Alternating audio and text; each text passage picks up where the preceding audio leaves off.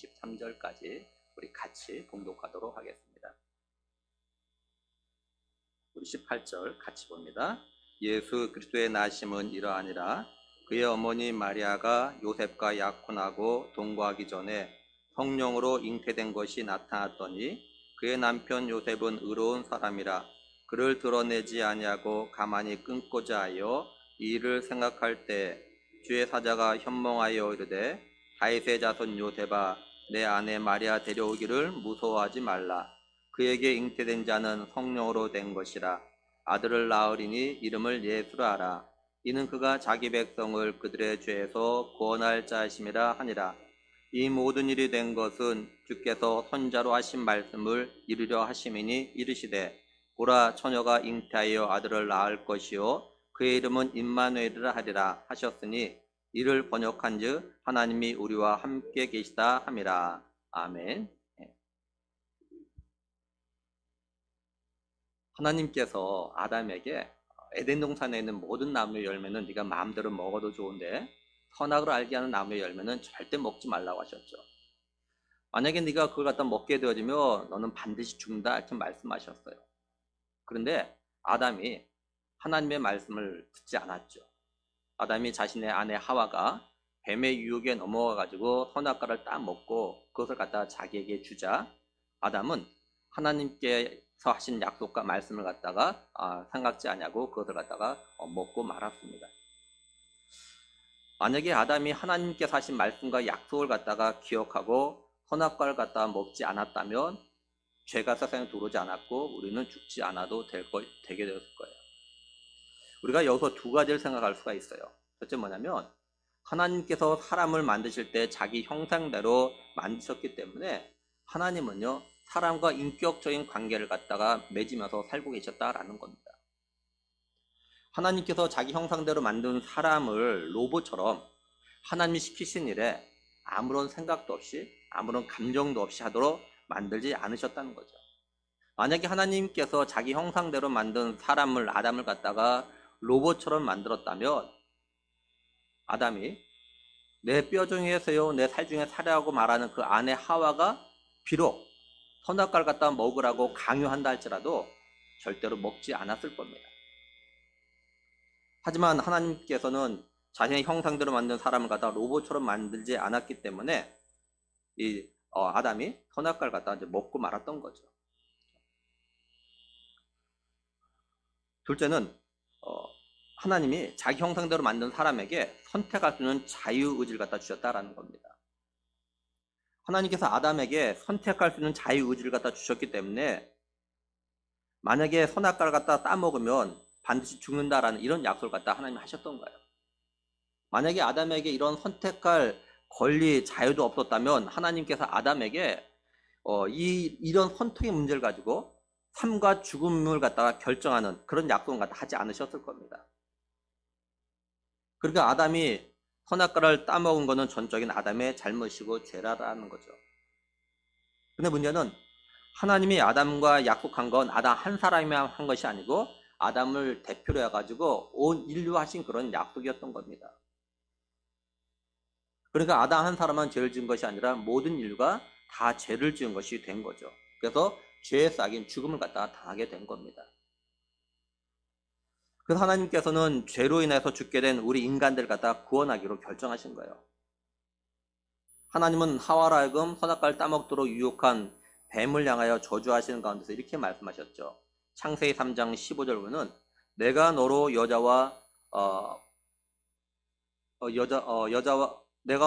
너로 여자와 원수가 되게 하고 내 후손도 여자의 후손과 원수가 되게 하리니 여자의 후손은 내 머리를 상하게 할 것이요 너는 그의 발꿈치를 상하게 할 것이니라 이렇게 말씀하셨어요.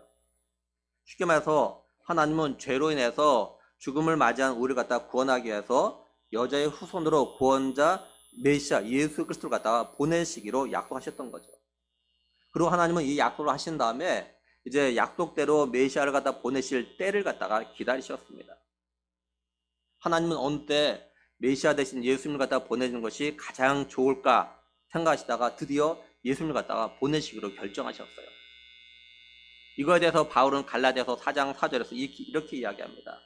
때가 참에 하나님이 그 아들을 보내서 여자에게서 나게 하시고 이렇게 말씀을 해요.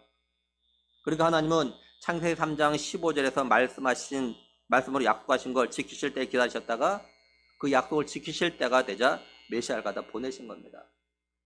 그 메시아 구원자가 누구라고 말씀하냐면 오늘 말씀 21절에 보면 아들을 낳으리니 이름을 예수라라 그가 자기 백성을 그들의 죄에서 구원할 자이심이라 하니라 이렇게 말씀을 해요. 바로 예수 그리스도죠. 하나님은 약속하신 때가 되니까 여자 마리아를 통해서 예수님 갖다 이 땅에 보내신 겁니다. 이날이 바로 성탄절이죠. 하나님은 약속하신 메시아를 약속대로 보내겠다는 걸 구약의 선지자를 통해서 이스라엘 백성들에게 알리셨습니다. 그래서 이스라엘 백성들은요 메시아가 오실 때를 갖다 기다리면서 살아갔어요. 하나님 약속대로 구원자 메시아를 보내실 때가 되자 어떻게 하셨냐면요 18절 보면은 예수 그리스도의 나심은 이러하니라 그의 어머니 마리아가 요셉과 약혼하고 동거하기 전에 성령으로 잉태된 것이 나타났더니 이렇게 말씀을 해요. 하나님은 여자의 후손으로 메시아를 갖다 보내시겠다고 약속하신 대로 예수님을 갖다 여자인 마리아에게 잉태하게 하셨습니다. 근데 하나님은 예수님을 갖다가 여자 마리아에게 보내시는데 일반적으로 우리 사람들이 태어나는 어떤 남자와 여자의 관계를 통해서 태어나는 그런 자연적인 법칙을 따르지 않으셨어요. 하나님은 마리아가 예수님을 성령으로 잉태되도록 다시 말해서 성령의 권능으로 잉태하도록 하셨습니다. 한마디로 하나님은 기적적인 방법을 갖다 사용하신 거예요. 그러니까 예수님은 남자의 개입 없이 동정녀 마리아의 몸을 빌려가지고 인간의 몸으로 이 땅에 오신 겁니다. 하나님께서 자신의 독생자 예수님을 갖다가 인간의 생각으로는 도저히 이해할 수 없는 동정녀 탄생이라는 방법을 갖다 선택하신 이유가 있어요. 그거는 예수님이 죄가 없이 태어나셔야만 하기 때문에 그렇습니다. 예수님이 인간의 죄를 갖다가 대신할 모든 조건을 갖추려면 다시 말해서 구원자가 되려면 죄가 없어야 하기 때문에 이런 기적의 방법이 요구되었던 거죠. 그래서 예수님은 참 하나님이시며 또한 참 인간이신 겁니다. 그래서 21절에 아들을 낳으리니 이름을 예수라 하라 이는 그가 자기 백성을 그들의 죄에서 구원할 자이심이라 하니라 이렇게 말씀하고 있어요. 하나님께서 예수님을 갖다 이 땅에 보내신 건 예수님의 이름의 뜻에서 너무나도 잘 알 수 있습니다. 예수님이 이 땅에 오신 것 그리고 하나님께서 예수님을 갖다 이 땅에 보내신 것은 자기 백성을 그들의 죄에서 구원하기 위해서입니다. 우리가 여기서 주목할 단어가 하나가 있는데 뭐냐면 자기 백성이에요. 이 말을 다른 말로 하면 하나님께서 구원하시기로 택한 백성 이런 말입니다. 무슨 말이냐면 하나님께서요 이 세상의 모든 사람들을 갖다가 죄와 죽음에서 구원하시기 위해서 예수님을 보내신 것이 아니라라는 거예요. 지금까지 이 세상에 왔던 사람들 또한 지금 이 세상에 살아가고 있는 사람들 그리고 앞으로 태어날 사람들을 갖다가 믿음의 관점 또한 성경의 관점에서 보면 크게 둘로 나눠져요. 하나는 하나님이 죄와 죽음에서 구원하시기로 택한 사람들입니다. 이걸 신학적 용어로 선택이라고 합니다. 또 하나는 이 세상에 있는 사람들 가운데서 죄와 죽음에서 구원하지 않기로 하나님께서 구원하지 않기로 하신 사람들이 있어요. 이걸 신학적 용어로 유기라고 합니다. 버렸다라는 뜻이에요. 이런 예를 드는 게 좀 굉장히 조심스러운데 이 일을 돕기 위해서 좀 말씀드리면 우리가 가끔 뉴스에서 유기견이라는 말을 갖다 들을 때가 있습니다. 강아지를 키우던 주인이 이제 더 이상 키우지 않겠다고 이제 나는 너 주인이 아니라라는 의미로 강아지를 갖다가 이제 버리죠. 이걸 갖다 유기견이라고 합니다. 반면에 가끔 길거리에 전봇대나 또는 벽에 전단지 붙이는 것이 있어요. 뭐냐면 강아지나 고양이를 찾아달라는 그런 전단지입니다. 강아지나 고양이를 갖다 보신 분 또한 데리고 계신 분은 연락을 해주시면 소정의 이렇게 사례금을 갖다 주겠다 이런 전단지를 갖다 볼 때가 가끔 있습니다. 그러니까 자신의 고양이나 강아지를 갖다가 어떻게든 찾겠다라는 거죠. 그러니까 버려지는 강아지나 고양이가 있는가 하면 어떻게든 찾겠다라는 고양이나 강아지가 있어요. 하나님께서는 자기 백성들을 죄에서 구원하기 위해서 하나님 하실 수 있는 모든 방법을 갖다 다 동원하셨는데 그게 뭐냐면 바로 예수 그리스도 자신의 독생자 예수 그리스도를 갖다가 이 땅에 보내시는 겁니다. 왜냐하면 다른 방법으로는 하나님의 백성들을 갖다 그들에 대해서 구원할 수가 없기 때문에 그러신 거예요. 물론 창조주 하나님이시니까 마음대로 백성들을, 자기 택한 백성들의 죄를 갖다 용서하실 수 있습니다. 그런데 만약에 하나님께 그렇게 하시면 하나님의 공의, 그리고 하나님 자신이 세운 이 법이 소용이 없어지는 거예요. 그러니까 하나님은 자신이 정한 법과 공의를 실천하기 위해서 예수님을 갖다가 성령으로 잉태하게 하셔가지고 동정녀의 몸에서 태어나게 하신 거예요. 근데 우리는 현재 상태에서 누가 하나님의 택함을 받았는지, 다시 말해서 누가 하나님이 구원하려고 하는 하나님의 백성인지 사실 정확히는 알 수는 없어요. 물론 지금 믿음의 삶을 살아가는 걸 보고 어느 정도는 알 수 있죠. 근데 지금의 모습만 가지고는요, 정확히 알 수 없어요. 언제 어느 정도 알 수 있냐? 바로 죽을 때입니다. 예수님 뭐라고 말씀하셨냐면 끝까지 견디지 않은 구원을 받을 것이다. 끝까지 견디는 자, 죽을 때까지 견디는 자, 그리고 죽도록 충성하면 생명의 관을 주겠다, 이렇게 말씀하셨다. 그러니까 무슨 일이 있어도 죽을 때까지 믿음을 갖다 견딘 자는 구원을 받는 겁니다. 또한 죽을 때까지 충성한 사람은 생명의 관을 갖다 받는 겁니다. 이 말은 지금은 믿음의 삶을 살아가도 언제 어떤 일로 인해서 믿음을 버리게 될지, 또는 어떤 일로 충성을 안 할지 모른다는 거예요. 그러니까 중간에 아무리 잘 믿고 헌신하고 충성했어도 끝까지 하지 않으면 구원은 없는 것이고 생명의 관은 없다라는 거예요. 그러니까 끝까지, 죽을 때까지 일관되게. 우리는 성경에서 이런 예를 갖다 좀 얼마든지 찾아볼 수 있죠. 대표적인 한 예를 들면 가룟 유다입니다. 예수님 당시에 예수님의 제자인 가룟 유다가 예수님을 갖다 배신하고 예수님을 팔 거라고 생각하는 사람은 아무도 없을 겁니다. 또 가룟 유다와 함께 예수님을 갖다 따라하던 11명의 제자들이, 그죠?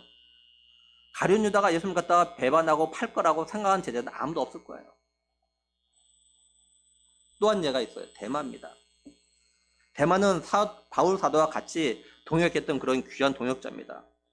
바울이 골로새서와 빌레몬서 쓸 때 대마도 같이 문안 인사한다라고 대마 이름을 갖다 기록했어요. 이걸 보면은 대마가 바울 사도와 얼마나 함께 열심히 전도 사역을 갖다 했는지를 갖다가 알 수가 있습니다. 이전에 바울이 바나바와 함께 전도 여행을 갈 때 마가라와 요한을 갖다 데리고 왔어요. 근데 마가라와 요한이 중간에 되돌아가 버립니다. 바울이 무척 화가 났던 것 같아요. 그 다음에 전도 여행 갈 때 바나바가 이 마가라와 요한 또 다시 데려가자 하니까 바울이 반대합니다. 그래서 이것 때문에 바울과 바나바가 심히 다투어가지고 이 문제 때문에 헤어지죠. 그러니까 바울이 대마를 갖다가 2번이나 편지해서 대마 이름을 기록했다는 걸 보면은 대마가 얼마나 바울과 함께 열심을 다해서 전도 사역을 갖다 했는지를 갖다 알 수가 있어요. 얼마나 신실한 동역자인지 알 수가 있습니다. 근데 이랬던 대마가 변하죠. 어떻게 변합니까? 디모데후서 4장 10절 보면 대마는 이 세상을 사랑하여 나를 버리고 데살로니가로 갔고, 이렇게 말씀합니다. 이런 일들은요, 오늘 이 시대도 얼마든지 있습니다. 제가 몇 번 말씀드렸는데, 지금 우리 교회 앞에 아파트를 짓겠다고 저렇게 헐어놓기 전에입니다. 어느 주일인가 한 여자 성도가 줄 일부 예배를 나왔어요. 그들이 몇 달 동안 계속 나오다가 어느 주일인가는 등록을 했습니다. 그러고 나서 어제 아내가 그 여자 성도님의 직장에 이제 신방을 혼자 갔어요. 근데 이 여자 성도님이 자기 이야기를 하는 겁니다. 이분은 목사님 사모님이에요. 근데 남편 되는 목사님이 목회를 하다가 목회를 갖다 그만뒀어요. 그만뒀던 이유가 뭐냐면 같은 목사님을 통해서 너무나도 어려운 시간을 갖다 보냈기 때문에 너무나도 힘들어가지고 목회를 그만뒀어요. 근데 문제는 뭐냐? 목회를 그만둔 것 끝나는 것이 아니라 자신의 집에 성경책은 전혀 볼 수 없게 만들어버린 거예요. 성경책이 집에 있다? 다 버리는 겁니다. 그러니까 이 사모님이 교회를 올 때도 교회 안 나오고 나오는 것이 아니라 직장 간다고 하면서 주일날 교회 나온 거예요. 또 하나는 우리 교회가 리모델링 할 때 이제 교회 물건을 갖다가 보관 창고에 옮기는 그런 일이 있었습니다. 이 물건을 옮기는 사람 가운데 한 분이 와가지고 저하고 이야기했는데 자기도 목회했답니다. 목사예요. 이분이 어떤 일로 인해서 목회하다가 그만두고 건지 정확히 잘 모르겠지만 그럴 수 있겠지만 이분의 입에서 술 냄새가 막 나는 거예요.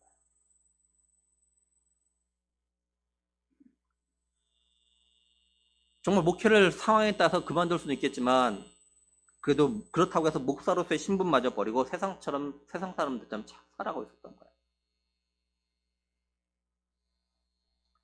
이건 제가 겪었던 일이고 이 외에도 보면 예수님을 갖다 열심히 믿고 헌신하고 충성했던 분들이 어떤 일로 인해서 믿음을 버린 일들이 생각보다 참 많습니다. 이런 걸 보면 지금 아무리 열심히 믿음 생활 한다고 해서 그 사람이 정말로 예수님을 갖다 자신의 구원자로 믿는 하나님의 택한 백성인지 아닌지 정확히 알 수 없다는 거예요. 그래서 어쩌면 예수님께서 그래서 끝까지 견딘 자는 구원받는다 이렇게 말씀하신 거겠죠. 끝까지 견딘 자. 무슨 일이 있어도. 근데 그 반대도 있어요. 지난 12월 17일 날 국민일보 미션란에 올라온 한 기사가 있습니다. 그 기사 제목이 이렇습니다. 안락사를 지켜보았다. 황망한 죽음 뒤 남은 건 더 말리지 못한 후회뿐. 이렇게 되어져 있어요. 거기에 나온 기사 내용은 이런 겁니다. 스위스는요, 지금 세계에서 안락사를 갖다가 합법화되어 있는 나라 이 스위스입니다. 스위스. 허락받고 안락사 시킬 수가 있어요. 스위스 안락사 현장에 다녀왔습니다의 작가 신아연 씨는 지난해 8월 안락사로 생을 마감한 호주 교민 A씨의 스위스 여행 동행자 9명 중에 한 명입니다. 당시 A씨는 64세로 폐암 말기 환자였고 한국인으로 스위스에서 안락사를 택한 세 번째 사례라고 합니다. 가족도 친지도 아닌 신씨가 이 여행에 동행한 건 A씨가 자신의 마지막을 기록해달라며 그를 초대했기 때문이에요. 신씨는 이 일을 계기로 안락사 반대론자가 됐다고 합니다. 그러면서 뭐라고 하냐면 고칠 수 없는 병에 걸린 그분의 결정을 존중했습니다. 말기암 환자로 병원에 돈을 쓰기보단 좋아하는 사람들과 원하는 장소에서 죽음을 택하고 싶은 거라고요. 근데 실제 보고 나니 그분을 더 말리지 못한 것에 대한 후회가 밀려와요. 안락사 찬성론자에게 저는 이렇게 말하고 싶습니다. 직접 보면 생각이 달라진다고요. 거기 나온 기사를 좀 더 읽어보면은 안락사를 목격한 뒤 신씨가 겪은 변화는 동양 철학에 심취한 유물론자이자 무신론자였던 그가 기독교인이 된 것이다. A씨와 마지막 나눈 대화가 계기가 됐다. 나 그만 갈게요 라고 마지막으로 인사하는 고인에게 선생님 어디로 가시나요? 라고 물으니 몰라요. 어디로든지 가겠지요 라고 했다. 그러고는 곧 영명했습니다. 조금 전 멀쩡히 인사말을 한 그분은 도대체 어디로 간 거지? 이란 질문이 그때부터 5개월여간 머릿속에 맴돌았습니다. 수개월간 고민 끝에 그는 기독교에서 답을 찾았다. 영혼의 존재, 천국 등 내세뿐 아니라 신앙 없이 오갔던 호주 이민교회 생활 중 들었던 부활, 구원, 영생 등의 기독교 핵심 교리도 믿게 됐다. 현재는 서울의 모 교회 신앙생활 중이다. 그는 기독교 회심 이후 스위스에서 A씨를 말리지 못한 걸 더 후회한다고 했다. 아무리 유물론자라도 멀쩡한 사람이 죽는 걸 보며 컴퓨터처럼 전원이 꺼졌나 보다 할 수는 없어요. 자기 죽음이라면 더 그렇지요. 죽음 앞에선 무신론자와 유물론자는 없습니다. 저는 사후 세계에 확신이 없어 그분을 더 말리지 못했어요. 지금은 성경을 그대로 믿기에 예수님의 말씀대로 내세가 펼쳐질 것을 믿습니다. 이렇게 되어 있어요. 이분이 언제 어떻게 변할지 저는 사실 모릅니다. 하지만 지금 상황에서는 이런 분을 보면 이걸 보면은 이분은 하나님이 택하신 분이라는 걸 알 수가 있어요. 무슨 말이냐면 하나님께서는요 자신이 택한 사람은 어떤 방법을 통해서라도 예수를 믿게 만듭니다. 그래서 어떤 분은요 임종 전에 예수 믿는 사람도 있어요. 우리는 내가 하나님이 택한 하나님의 백성이라고 믿으면 믿음의 생활을 갖다 잘하고 충성해야 됩니다. 언제까지냐? 내가 죽는 날까지 또는 예수님이 다시 이 땅에 오시는 날까지 예수님을 갖다 나의 구원자로 믿고 예수님을 믿는 믿음의 삶을 갖다가 끝까지 살아야 되고 충성을 해야 되는 거예요. 불행하면서도 다행인 건 뭐냐면 우리는 누가 하나님의 택함을 받은 하나님의 백성인지 모르기 때문에 내 가족과 그 다음에 길거리에서 만나는 사람들에게 예수님 믿으라고 전도할 하게 되는 거죠. 그래서 전도가 생각보다 어려운 겁니다. 지난주 새벽 기도회 시간에 고린도 후서에 나오는 화목케 하는 직분에 대해서 말씀을 나누면서 많은 생각을 해봤어요. 화목케 하는 직분이 굉장히 영광스러운 직분이지만 이 영광스러운 화목케 하는 직분을 갖다 감당하는 것이, 제대로 감당하는 것이 정말 쉬운 일이 아니구나라는 생각을 갖다가 다시 한번 새삼 느꼈습니다. 하나님의 은혜와 성령의 도우심이 아니면 화목케 하는 이 영광스러운 직분, 전도자의 삶을 살아간다는 것이 사실상 불가능하다는 거예요. 그리고 다행인 건 아직 우리가 살아있기에 예수님을 믿을 시간과 기회가 아직은 남아있다는 겁니다. 아직 예수님을 갖다 인격적으로 만나지 못해서 예수님을 갖다 자신의 구원자로 믿어지지 않고 또는 의심하는 분들은 아직 시간과 기회가 있다는 거예요. 이런 분들은 마음의 의심을 좀 내려놓고 대신에 마음을 좀 열고, 그죠? 마음을 열고 정말 하나님이 계실 수도 있다, 천국과 저기 있을 수도 있다, 이렇게 생각을 해보시라는 거예요. 이런 가능성을 열고 가능성에 마음을 열어두고 성경을 읽고 기도하고 말씀을 들어보세요. 그러면 하나님께서 자신들의 마음을 두드리는 소리를 갖다 들을 수 있습니다. 또 하나님께서 나를 만나기 위해서 내 삶의 여러 모습 가운데 여러 방법으로 나를 찾아오시는 그 하나님 갖다 만날 수 있어요. 천국과 지옥이 어디가 있어, 하나님이 어디 살아계시, 자꾸 이렇게 마음을 닫아버리면 아무리 하나님 말씀하셔도 듣지 못합니다. 뭐 이런 예가 될지 모르겠지만 사무엘이죠. 선지자 사무엘이죠. 사무엘이 어렸을 때 성전에 살아 있었지 않습니까? 근데 하나님께서 사무엘아 하면 불렀어요. 3번이나. 근데 사무엘은 하나님이 자기를 부른다는 걸 몰랐어요. 그래서 엘리 제사장이 자기를 부르나 보다 하고 찾아갔습니다. 근데 성경에 뭐라고 되어 있냐? 사무엘이 아직 하나님을 만나본 적이 없다. 그래서 하나님이 불러도 못 듣는 거다, 이렇게 되어 있어요. 만나보지 못하고 듣지 못하면 못 듣는 겁니다. 그러니까 내가 마음을 열어야 주님께서 내 마음을 두드리면서 들을 수가 있다고요. 그리고 하나님이 계실 수 있다, 천국과 지옥이 있다, 이런 가능성이 있다는 것에 두고 마음을 열고 믿음의 삶을 살아가다 보면 하나님께서 내 삶에 날 찾아오시는 그걸 갖다 만나게 된다고요.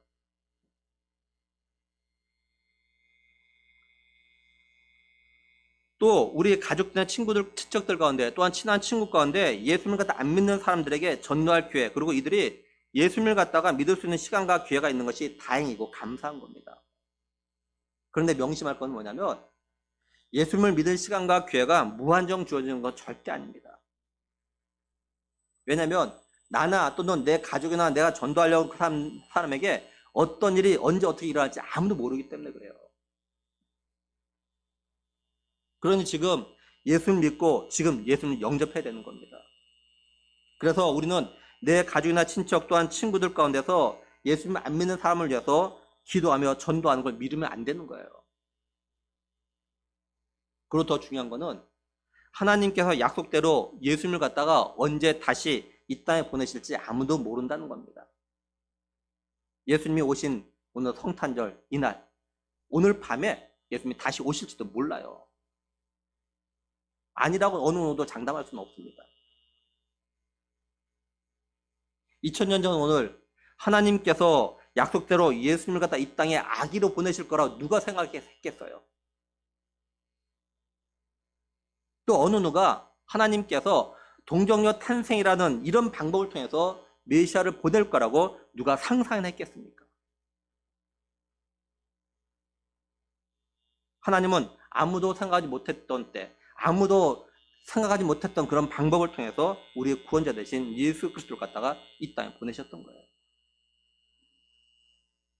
하나님께서 예수님을 갖다 이 땅에 약속대로 보내신 것에 대해서 또 뭐라고 말씀하냐면 22절 23절에는 이 모든 일이 된 것은 주께서 선자로 하신 말씀을 이루려 하심이니 이르시되 보라 처녀가 잉태하여 아들을 낳을 것이요 그의 이름은 임마누엘 하라 하셨으니 이를 번역한즉 하나님이 우리와 함께 계시다 함이라, 이렇게 말씀을 해요. 하나님께서 이사야 선지자를 통해서 예수님이 동정녀로 탄생할 것 같다 예언하게 하셨습니다. 하나님이 이걸 이루기 위해서 때가 되었을 때 예수님 갖다가 성령으로 잉태하게 하셔서 처녀 마리아에게 태어나게 하신 거예요.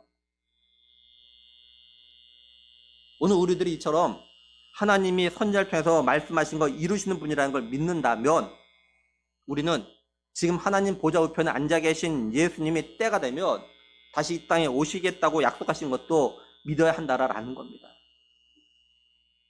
예수님은 십자가 지시기 전에 제자들에게 뭘 말씀하셨냐면 내가 다시 이 땅에 오겠다라고 말씀하셨어요. 마태복음 24장 44절에 보면 이러므로 너희도 준비하고 있으라 생각하지 않은 때 인자가 오리라.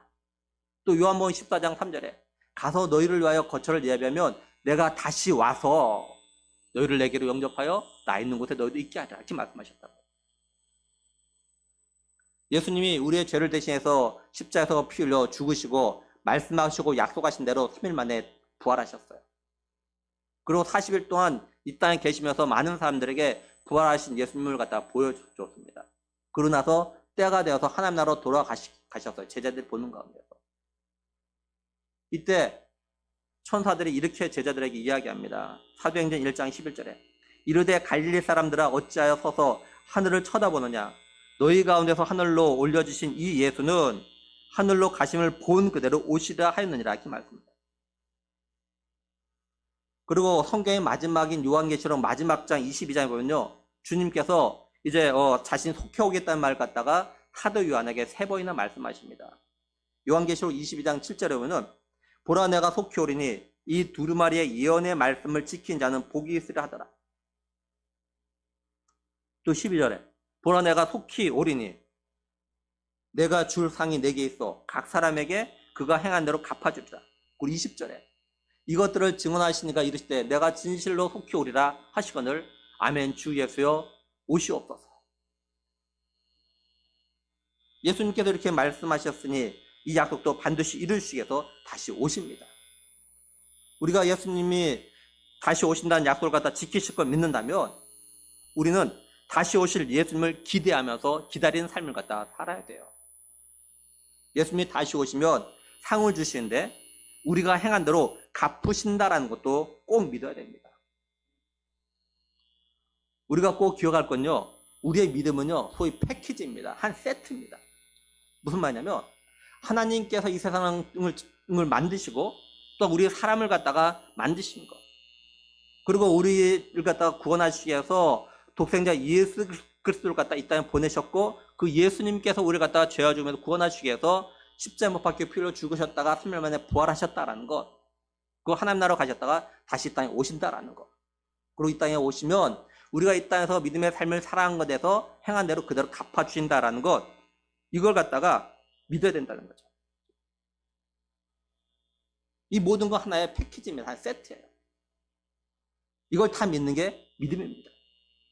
우리가 이것 중에서 어떤 건 믿고 어떤 건 믿지 않는다. 이거는 온전한 믿음이 아니에요. 뭐 예를 들면 하나님이 세상을 만드신 건 믿어요. 하나님이 사람을 만든 건 믿어요. 근데 예수님이 내 죄를 위해서 십자가 못 박혀 피 흘려 죽으셨다가 부활하시는 걸 안 믿는다. 예수님이 다시 오신다는 걸 안 믿는다. 천국과 지옥이 있는 걸 안 믿는다. 이건 온전한 믿음이 아니에요. 우리의 믿음은요, 이 모든 것이 한 세트입니다. 같이, 패키지에 다 같이 믿어야 돼요, 같이. 그게 제대로 된 온전한 믿음이에요.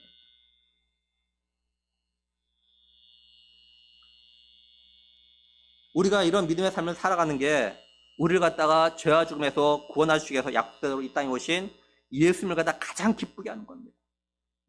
우리가 성탄절에 가서 막 노래하고 이런 것도 기뻐하시겠지만 정말 기뻐하시는 거는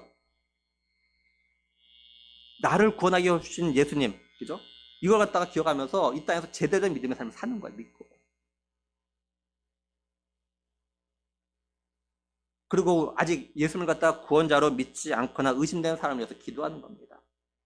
또한 이들이 하루빨리 예수님을 믿을 수 있도록 전도하고 예배 자리에 데리고 나와야 되는 거예요. 제가 요즘 우리 교회에서 새로 구입한 그 스타리아를 갖다 운전하면서 깨달은 것이 있어요. 맨 처음에 스타리아가 교회 왔을 때 우리 장석현 집사님 와가지고 차에 태워가지고 차 기능의 일부를 갖다 저한테 막 설명을 해줬어요. 그때 무슨 말인지 알아듣겠더라고요. 근데 혼자 운전하니까 아무것도 모르게 생각이 잘 안 나는 거예요. 그래서 차 어떤 설명서를 갖다가 쭉 보고 익혔는데도 불구하고 막상 운전하니까 안 되는 거 생각이 안 나요. 그래도 운전을 계속 하는 동안에 하나둘씩 기능을 갖다가 알아가게 되었어요.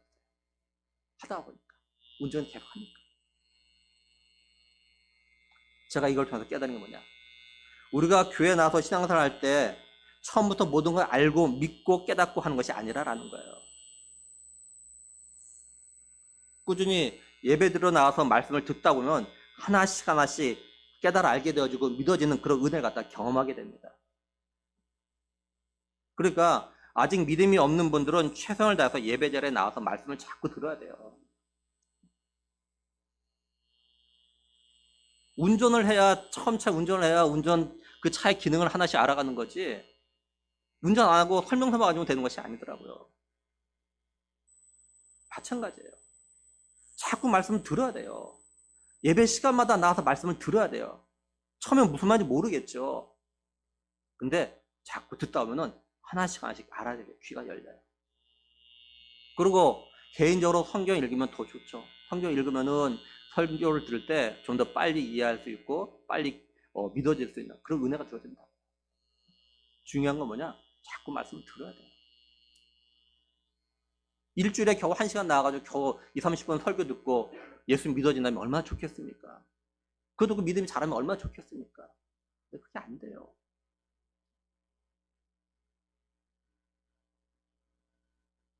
오늘 우리가 성탄 감사주일로 예배를 드리면서 예수님이 나를 죄와 죽음에서 구원하기 위해서 오심에 대해서 감사하고 기뻐하면서 나의 구원자 되신 예수님을 갖다가 기쁘게 하시는 삶을 살기 위해서는요, 정말 믿음으로 살아가는 것. 이렇게 믿음으로 살아가기를 새롭게 다짐하는 그런 시간이 되어야 하는 겁니다. 그리고 하나님이시면서 우리를 갖다 구원하러 오신 예수님을 갖다 기쁘시게 해드리기 위해서 구원자 되신 예수 그리스도를 갖다 전하는 삶을 살아가기로 새롭게 다짐하는 그런 시간이 되어야 되는 거죠. 바라기는 말씀하고 약속하신 대로 우리를 구원하기 위해 오신 예수님, 그리고 약속대로 다시 이 땅에 오셔서 우리가 행한 대로 갚아주실 예수 그리스도를 갖다 기다리면서 끝까지 죽도록 충성하고 믿음으로 승리의 삶을 살다가 다시 오실 예수님을 갖다 만나서 천국에서 영원히 살아갈 수 있는 우리 모두가 되기를 우리를 구원하기 위해서 이 땅에 오신 예수 그리스도의 이름으로 간절히 축원합니다. 우리 시간에 천국 가는 약도 같이 또 읽도록 하겠습니다. 자, 1번 우리 같이 봅니다. 원래 사람은 천국 가고 지옥은 마귀를 보내는 곳이었습니다. 마귀의 유혹으로 죄지은 모든 사람은 죄 때문에 지옥 가게 되었습니다. 몸이 죽는 날 영혼은 이사갑니다. 영원히 불타는 지옥, 영원히 행복한 천국, 두 곳 중에 어디로 가고 싶습니까? 예수님께서 나의 죄를 대신하여 죽으시고 다시 사심을 믿고 회개하면 죄를 용서받아 행복하고 건강하게 살다가 천국 갑니다. 우리 영적 기도도 믿음으로 하겠습니다. 같이 하겠습니다. 하나님, 저의 죄를 용서해 주세요. 저의 죄 때문에 십자가에 못 박혀 죽으시고 다시 사신 예수님의 피 공로로 저의 죄를 용서받고 천국 갈 것을 확실히 믿습니다. 예수님, 저의 마음속에 들어와 주세요. 예수님의 이름으로 기도드립니다. 아멘. 기도하겠습니다. 하나님, 정말 감사합니다. 죄와 허물로 죽은 우리를 구원하시기 위하여서 하나님의 외아들 예수님을 갖다가 이 땅에 보내셨고 약속대로 이 땅에 오신 예수님께서 또 약속대로 우리를 구원하기 위하여서 십자에서 피 흘려 죽어주시고 또 말씀하신 대로 3일 만에 부활하심으로 우리에게 부활의 소망을 주신 것 또한 감사함을 드립니다. 또한 하나님, 예수님께서 다시 하나님 나라로 돌아가셨다가 다시 오신다라고 약속하셨고 이 땅에 다시 와서 우리를 갖다 그곳으로 데려가신다고 약속하신 것 저희들이 믿습니다. 하나님 아버지, 우리가 이 믿음 가지고 끝까지 정말 무슨 일이 있어도 변하지 아니하고 끝까지 견딜 수 있는 그런 믿음의 사람들 되게 하여 주시옵소서. 뿐만 아니라 정말 죽도록 충성함으로 인해서 생명의 관을 받을 수 있는 예수님께서 내가 속히 오겠다, 그리고 너희들이 행한 대로 갚아주겠다 하셨던 이 말씀 마음에 새기고 주님 앞에 가는 그날까지 정말 끝까지 믿음 지키며 죽도록 충성의 삶을 살다가 주님 앞에 갈 수 있는, 그래서 약속하신 풍성함의 은혜를 더욱더 누려나가는 우리가 될 간절히 원하옵고 우리 주 예수 그리스도의 이름으로 기도드리옵나이다. 아멘. 찬송가